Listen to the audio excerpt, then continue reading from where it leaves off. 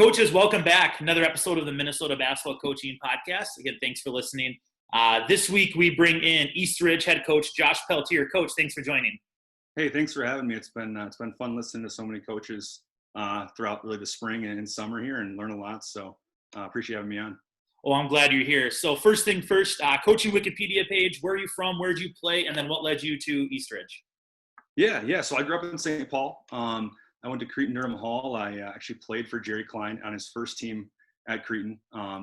My junior year, he was our assistant before then. Then I went on and played at the University of St. Thomas for Steve Fritz and Johnny Tower, who's now the head coach there.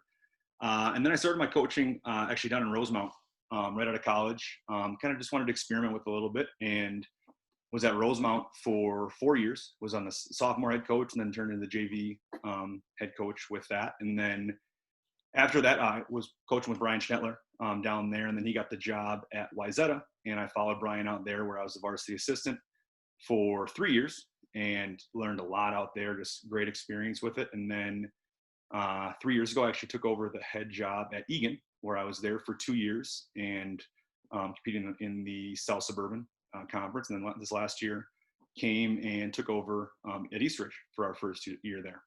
What was your biggest takeaway from a coaching perspective playing at St. Thomas?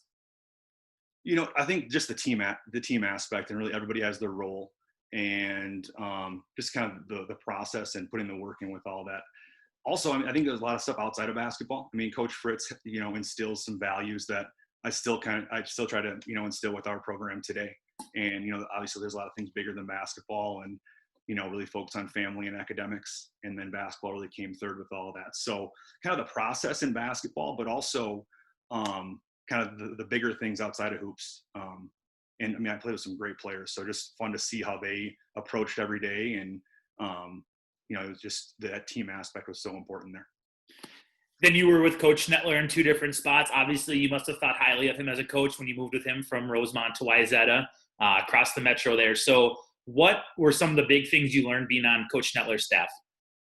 Yeah, I mean, I think kind of two big things are in our pillars in our program today is, player experience, kind of, the bigger things outside of basketball, and, player development. I think he's probably, if not the best, one of the best, skill development coaches in the state, and really putting an emphasis on that. And every day in practice, working on it. I mean, there's days where we'll be shooting for, 2/3 of practice, and, that skill development piece was so important. And it's interesting looking back when we were at St. Thomas, we didn't do a ton of that, but I think basketball's evolved so much over the past really 10, 12 years with, that being even more of an emphasis. But, I think Brian just does a great job with the skill development piece, and also offensively. I mean, when I was with him, I ran our defense at Wayzata, and we had some battles in practice where he'd be trying to, poke holes in our defense, and we'd be trying to slow their offense down. But really, the offensive piece and the skill development was really what I took away, and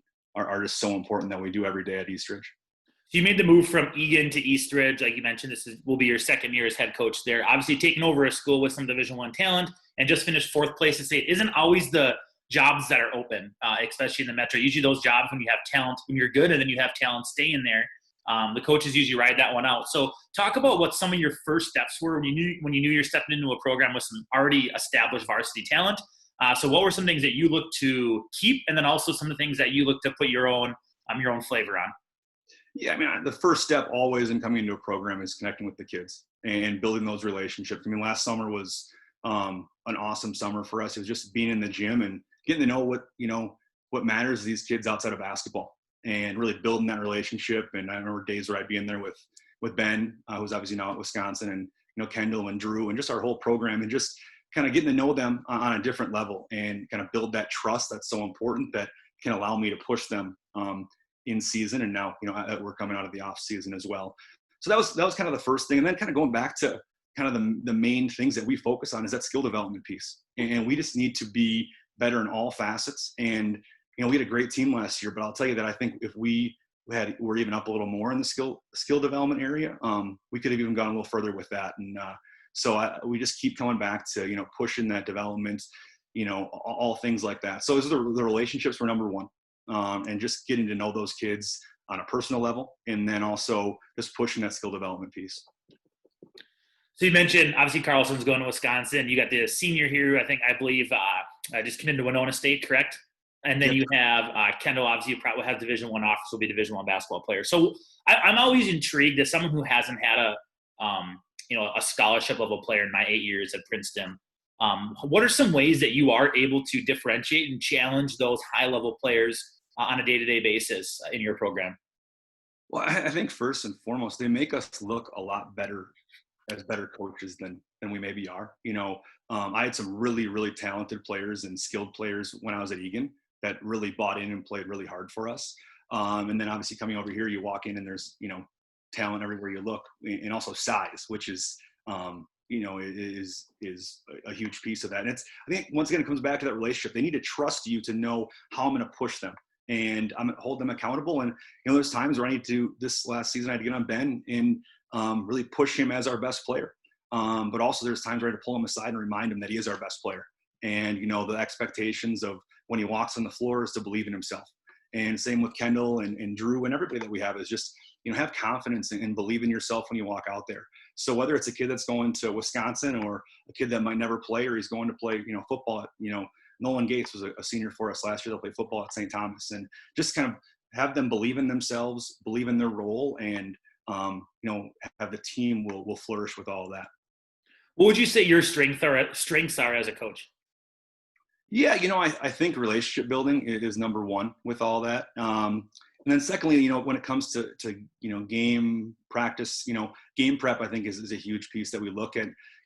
Defensively, like that's where I was, when I was at Wayzata, and really has been the focus that I've had the last 3 years at Egan and then Eastridge is really preparing to make things difficult defensively on our opponents. So that, as well as, giving our kids enough to be, a threat in the game, but also I don't want to overwhelm them with, tendencies and what to expect when it comes to in-game stuff. So I think game prep is one thing like that, but also, I'm big on collaboration and, with our staff especially, and we want to have those guys, have a voice. I remember when I was an assistant and I was given a voice, and that allowed me to grow as a coach. And I think we all have different perspectives. So allow us all to collaborate. Then also, there's the non-negotiables that we have. And the thing that we do not accept is lack of effort.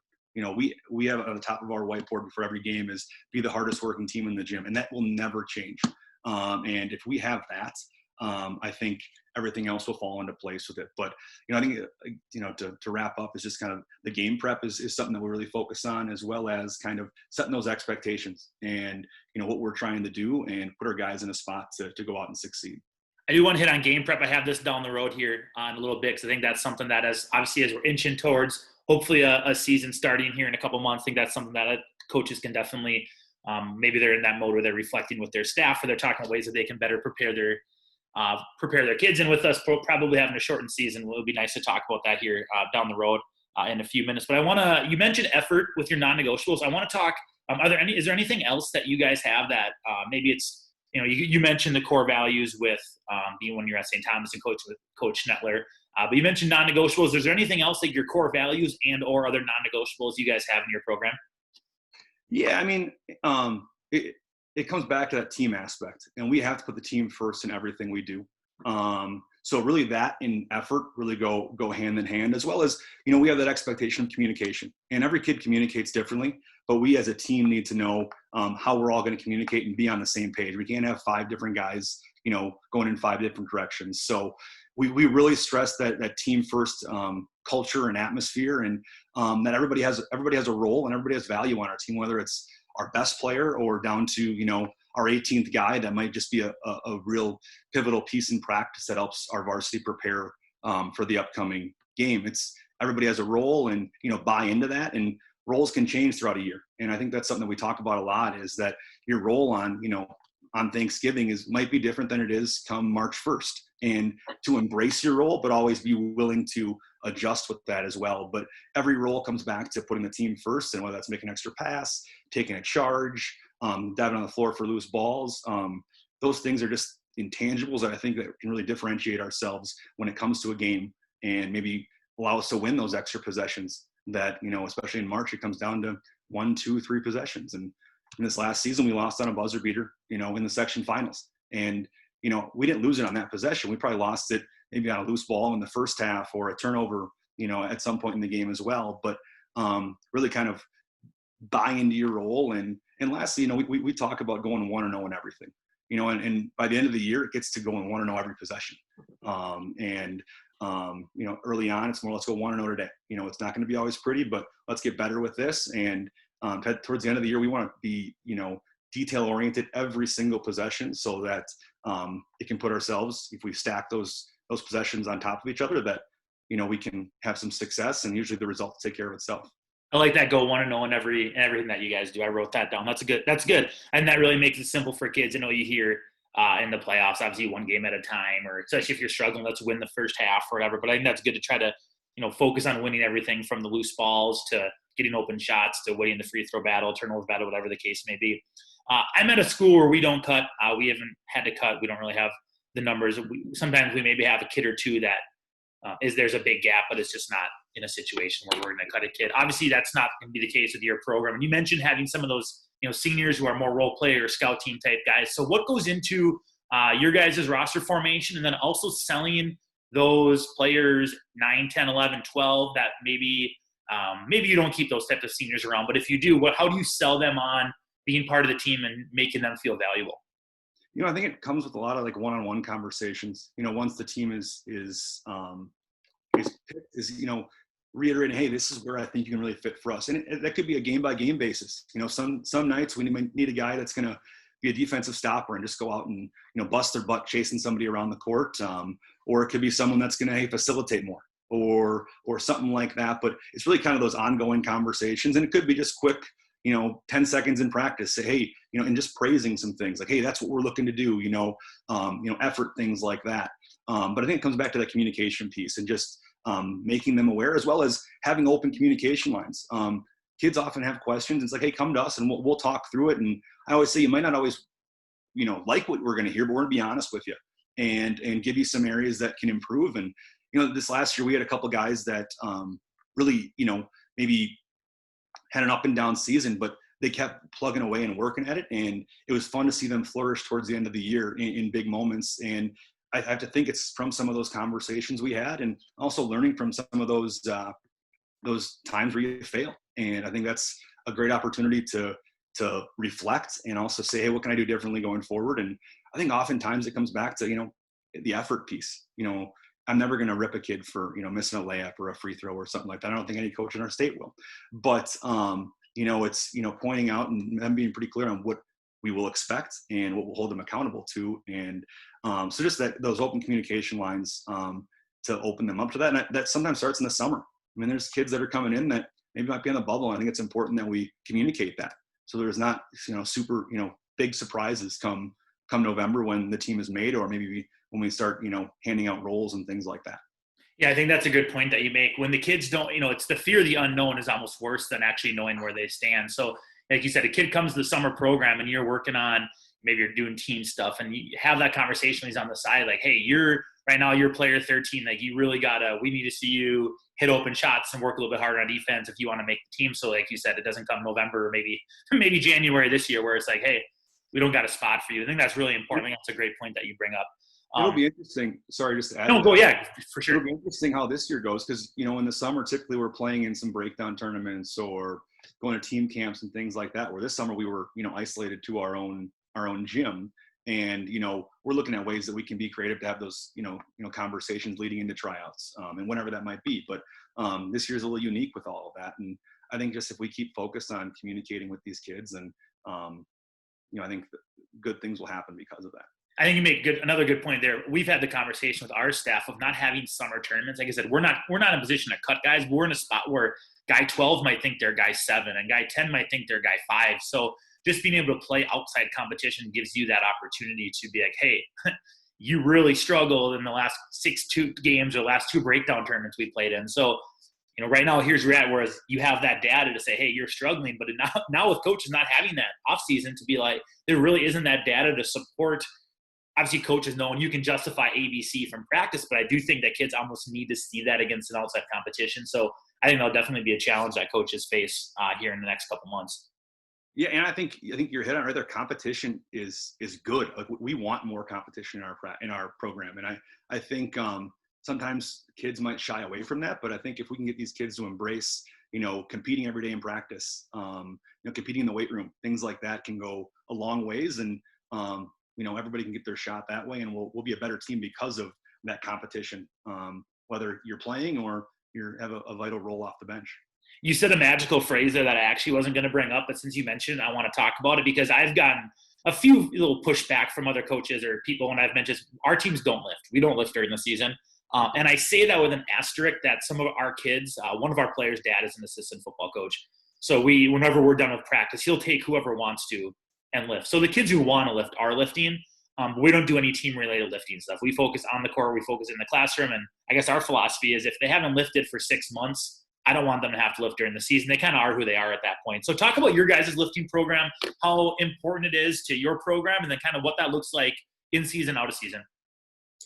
Yeah, I think it's every time of the year is a little different, in season, out of season, stuff like that. And everything's optional. I think there's a culture that's been built here with kind of the expectation of getting in the weight room. And so everybody knows that's kind of what it is. When the freshmen come in, they see the upperclassmen in there pushing themselves with all this. This fall's a little unique because our kids only can actually lift on their hybrid days. So it's not ideal where we can't have our whole program together, but obviously during a pandemic, nothing's going to be, normal with that. So, in season, we start off lifting 3 days a week, usually typically through end of the year or maybe in early January. Then we'll taper back to about 2 days a week with that. And then we'll also, we listen to our kids and kind of how their bodies are feeling. And if we have a 3-game week, we'll probably pull it back a little more. Maybe we'll do some more stretching or yoga or something like that to kind of help their bodies recover. And really, I think by the end of the year, we look at, the weight room as a place for our guys to, they're not really gaining strength, they're maintaining, but also just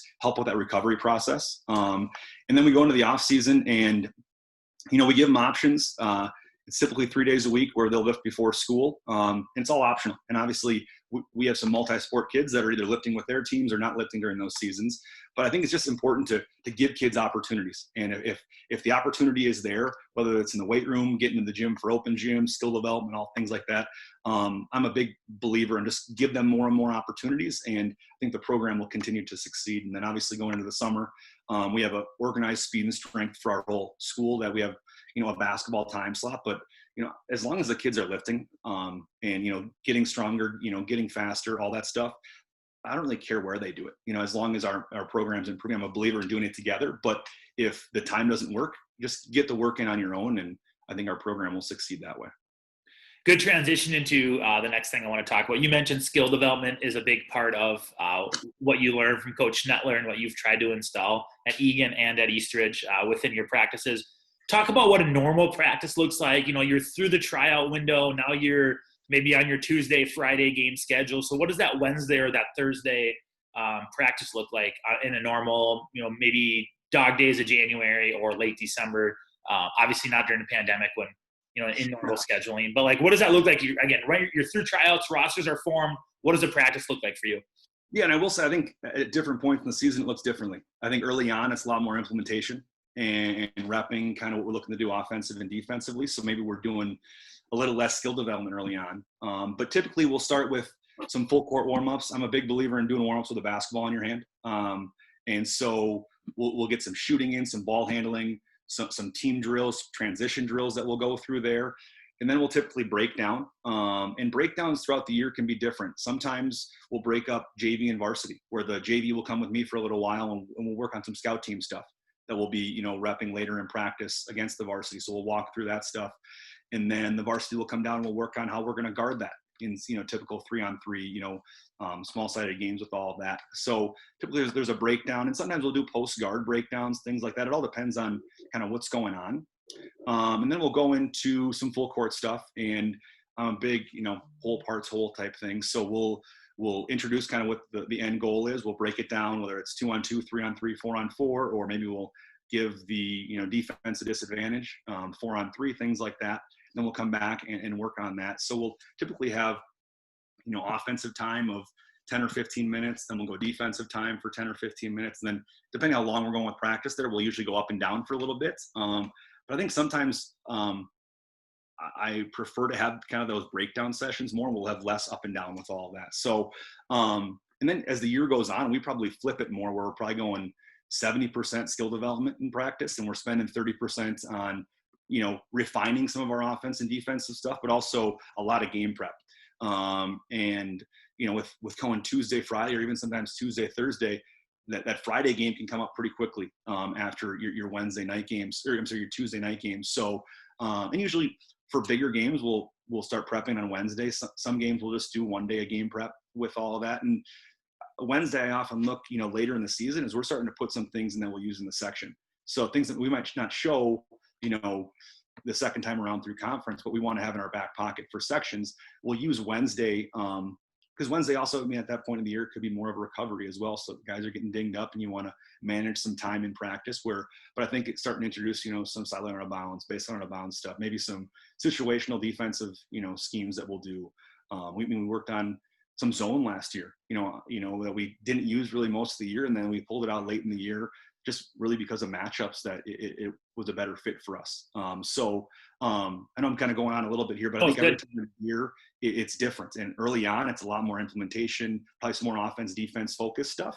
And usually by February 1st, we're flipping that, and it's 70% skill development at minimum. And but I will say also, at the beginning of the year, we encourage our guys, when we're not getting as many shots up as we need to, hey, stay after practice, or come in the morning, come, if you have an open, hour during school, come down and just get some shots up and work on some of that skill development piece that maybe we can't do in practice, just because of some time restrictions, or just the focus needs to be on more implementation stuff. Putting you on the spot here, what's your favorite shooting drill? You mentioned shooting is a big part of what you do. What's your favorite shooting drill that you can share? Now, I don't know if Mark Klingsporn's listening, so I don't know if you want him to see it or not, but what's your favorite shooting drill that you guys do? I'm sure Klinger's got something better to do than but that's a good, one that I have to give our assistant Justin Lorraine credit for. It's called catch-up shooting, and you have two sets of two kids at each hoop. So you have a rebounder and a shooter in each pair. And one shooter starts in the corner, and one shooter starts in the opposite slot.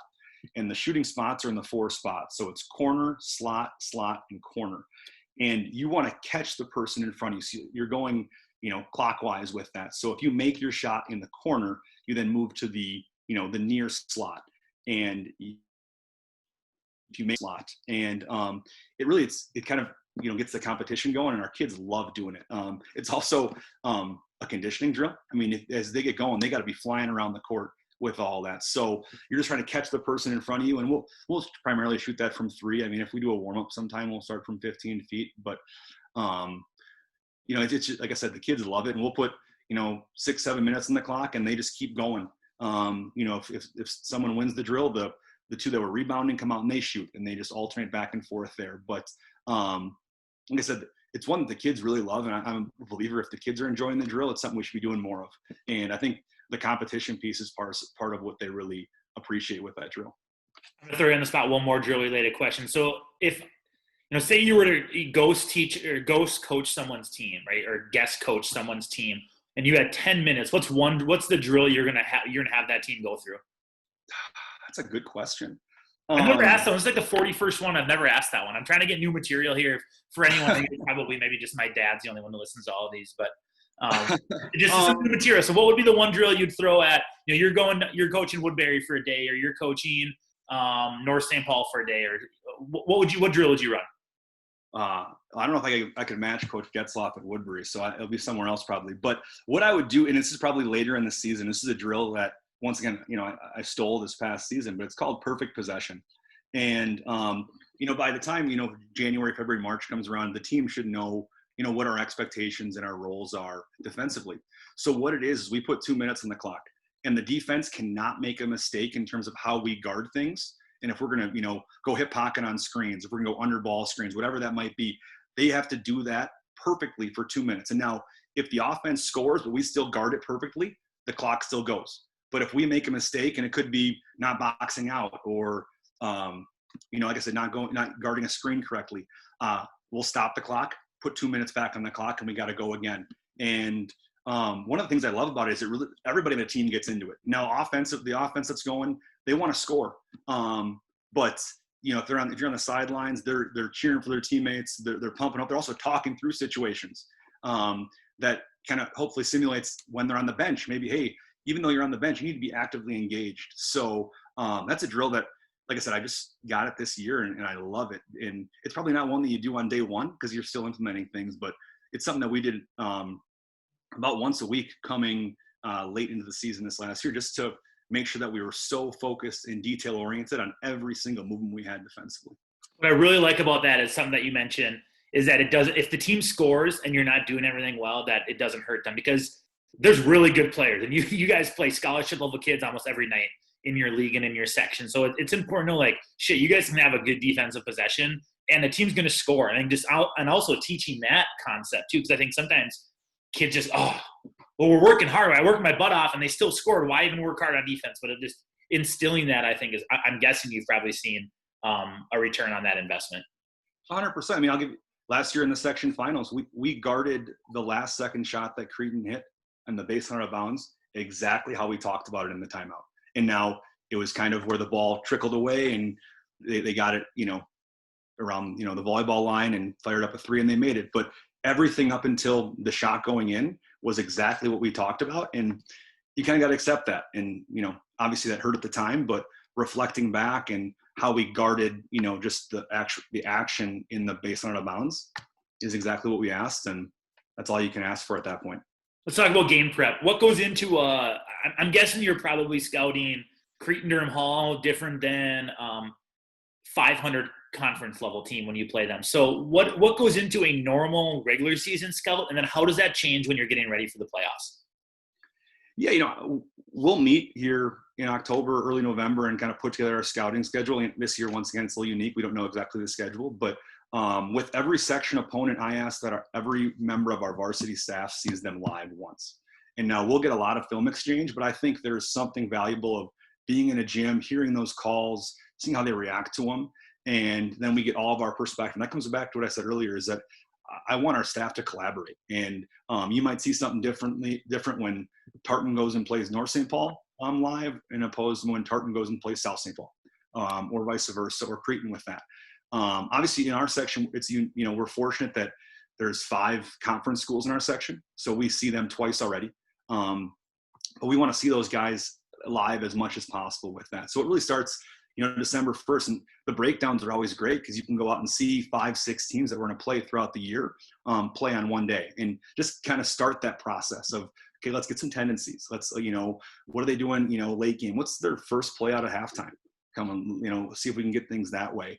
And then it kind of snowballs from there, where we're just kind of catching up on teams. And typically, by the time we're playing a team a second time around, we know pretty much what they're looking to do, what their purpose is. And it's all, how can we tweak things or give them a different look, maybe off a ball screen or post defense, or, maybe we're switching or not switching, some situations like that. But kind of throughout the year, we want to see teams as much as possible. I mean, we probably saw Creighton play, 20 times last year. And we're fortunate we have conference film exchange, so we can watch all those games with that. So that's kind of the scouting piece. And then what we typically do is I assign one assistant for each game. So if we play White Bear on a Tuesday and we play Stillwater on a Friday, I'm going to watch all those teams play, but I also want to have a point person that I go to. So, we'll usually connect for Tuesday games over the weekend, on Saturday or Sunday, and really get that game plan finalized. And then, for a Friday game, we'll usually connect after the game on Tuesday, or even sometimes they'll send over stuff, during Tuesday, where we have the game Tuesday night, but we're already starting to, at least as a staff, prepare for if we need to do some things in practice on Wednesday, or if Wednesday can be more of a skill development day and we kind of have a recovery day with that, and kind of where we're planning out the rest of it. So it's nice to have, people just to talk, hey, situationally, hey, we saw them do this. How do we want to guard that? And, identify some of those tendencies that we really want to take away. And so it really is a group effort. I think that we all have to, put our ideas out, and, I'll make a final decision, but it's really valuable to hear things through. And also, fortunately for us, Justin Lorang, who's our varsity assistant, is in the building. So during our preps, him and I are popping down and just walking through situations. And I remember last year we were talking through matchups, 2 weeks before we were playing a team, but it was just, how do we want to make adjustments, going a second time through. So it's a full year focus, but week to week, it's good that we kind of have a schedule that we're sticking to. So on Saturday or Sunday, we're finalizing Tuesday's plan. And then, obviously on Wednesday, we're finalizing Friday's plan with all that. How much do you add versus what do you just tweak within your system when you're preparing for a team? Me as a coach 3 years ago, I probably added too much. And now it's a lot more tweaking. And it's kind of going back to what I said earlier. I want our kids to just go out and play, and I don't want them thinking out there a lot. And if we're going to add things, and even this last year, there's times where I made mistakes and we tried to add things quickly that didn't work out. And in hindsight, it's like, just trust our team. And, you try to get almost too cute with things at times. But I'd say it's a lot more tweaking, or it's maybe things we've been working on in practice that we haven't shown in a game that will, maybe it would be a surprise for some people, but, it's things that we've been kind of planning and preparing for a few weeks with that. Last thing on game prep, when you're watching film, you're probably getting film broken down, you're looking at stats and tendencies. How much do you share with your kids in person versus assigning it maybe through Huddle and say, hey, go watch these 75 clips that we clipped up? How much are you putting on the kids' plate versus just what you're saying, hey, we've watched the film, this is what we need to do versus them? We don't give them anything. It's all in the classroom. And I'm a believer in keeping it simple, where we'll do 20 to 30 clips at most in a day. Just kind of what are those top 5 things? And we'll have a keys to the game, and we'll never have more than 5 keys to a game. And sometimes it's 2 or 3. But it's simplifying it for them, but also showing them what it's going to look like when the game comes with that. So we typically meet, at least the day before a game to go over film and go through, individual tendencies and maybe some sets they're going to run with all of that. For bigger games, we'll probably start on, if it's a Friday game, we'll start on Wednesday, kind of working through some of that. And obviously later in the season, we'll have more time, in sections to spend some more time on that. But also I don't want to overwhelm them. And like I said, get them thinking too much, where it's kind of getting the pulse of your team. And after maybe you have, 3 days off between a game and you've been watching film the first day and the guys are kind of grasping it. Maybe we take that second day off and then come back and revisit it on the third day with that. But to answer the question that you came with, it's all stuff that we're going to give them in the classroom setting.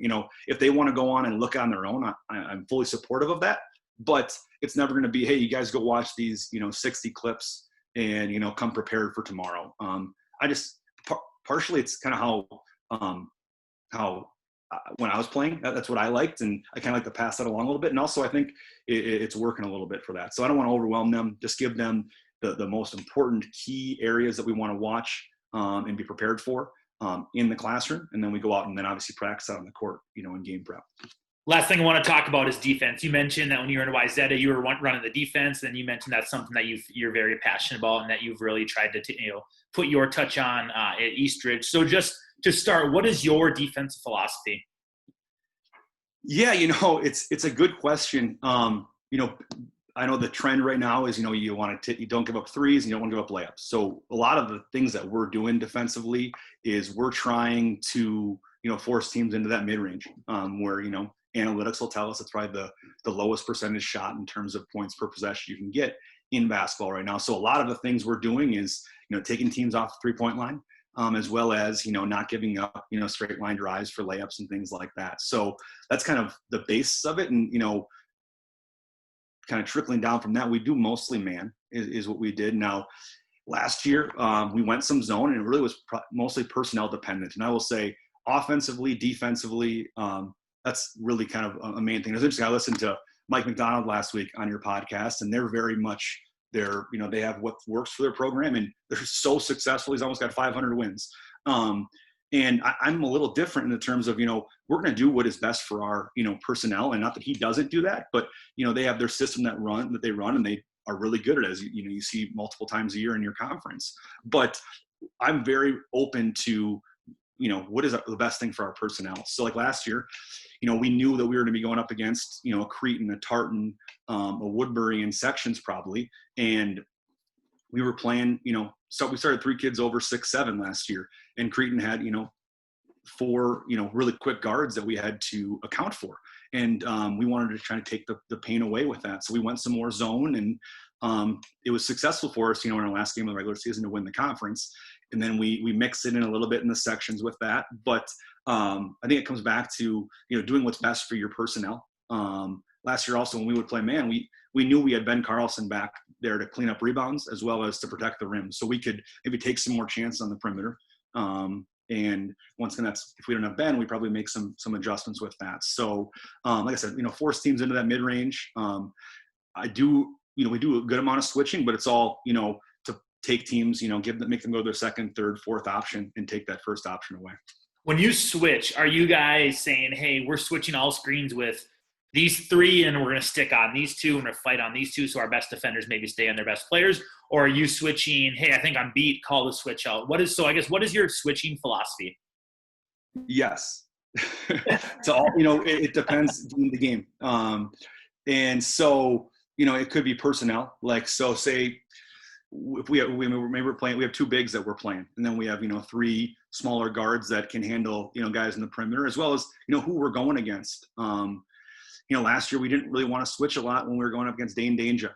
We didn't want to get one of our little guards on him because, he's a great, low post player with all that. So it depends on personnel with that, not trying to punt on that, but it really depends game to game with that. Some games we'll switch 1 through 5, and we have calls in game that we'll make adjustments with, and at different times of a game or a half, we like to mix it up and like I said, really make teams go to their second, third, fourth option with all of that. And I think switching can really do that and put us in a spot to succeed with that. Ball screen defense, obviously most of everyone, especially teams with high level talent, they run a lot of high ball screen for their guards or their wings. That's the way the game's going, is if it's a Euro ball screen continuity, if it's spread mid pick and roll, whatever the case may be. How are you guys defending pick and rolls? Do you have a set coverage that we're doing no matter what? Or do you have like a secondary in the third action or a third coverage that you'll throw at a team, especially second time through the conference or in the second half of a game? I'm a believer in mixing it up. And now we won't show everything early, but I think just keeping teams off balance. I thought last year I did a really poor job in our first time against Cretin where we didn't keep Trey Holloman off balance. And they were running a lot of ball screens for him, and he was getting downhill, and we were kind of doing the same thing over and over. And I'm big on kind of mixing it up, whether, I'm not a big hard hedge guy, partially because our philosophy is trying to get teams into that mid-range area. So we'll trap, we'll switch. We have a call we call spy, where we're going to go over the top and kind of sync on that a little bit and allow them into the mid-range. And I know probably Jerry and Kent Getzloff and Klinger are taking notes right now on that one. But, it's if you watch us play, once or twice, you're going to see that we're going to mix those up a little bit. But we haven't iced a lot. We tried it a little bit last year, and partially, it's not something that I'm super comfortable with, and I want to put our guys in a spot to succeed, and I didn't feel like I was doing that with that. So we do mix it up. I think we'd like to switch a lot as well, but once again, it's all personnel dependent. It's funny you mentioned ice coverage, and this just thought I've had probably 3 or 4 other coaches mention ice coverage on here, and I've never had this thought, but we run a lot of high ball screen stuff, and we've seen everything in different coverages, and I just feel like the last couple of years we haven't seen ice as much, and I think a lot of coaches were watching Timberwolves games and hearing Tibbs yell out ice over and over again, and everyone was trying to do it, but I think that's a really tough one at the high school level to run. I think when you get in collegiately and you have better athletes, stronger guys, a little more length, I think you can get away with it, but I think it gets tricky at the high school level. When you're trapping – sorry, go ahead. Yeah, you can respond to that. No, I think it takes a lot of time to get good at it. And you got to be committed to, hey, we're going to ice everything. And some teams are really good at it. And it's just something that we haven't found – maybe we haven't found a need for it. I'm not saying that we couldn't have success with it, but I think mixing it up with our different, looks and, like last year, I'll give you an example going against Eastview and Stephen Crowell. Like we didn't want to lose contact with Stephen because he's such a great shooter from the perimeter. So we had kind of a situational call that we put in for that game to stay attached to him. And so, like I said, there's so many different looks you can give off ball screens, and icing I think it takes a lot of practice, and it's very much a feel and recognition to get your footwork right that we just, we haven't gone that way. And like I said, some teams are really good at it, and credit to those coaches for, putting a lot of time in and being great with it. But we've kind of gone a different direction with our ball screen coverage.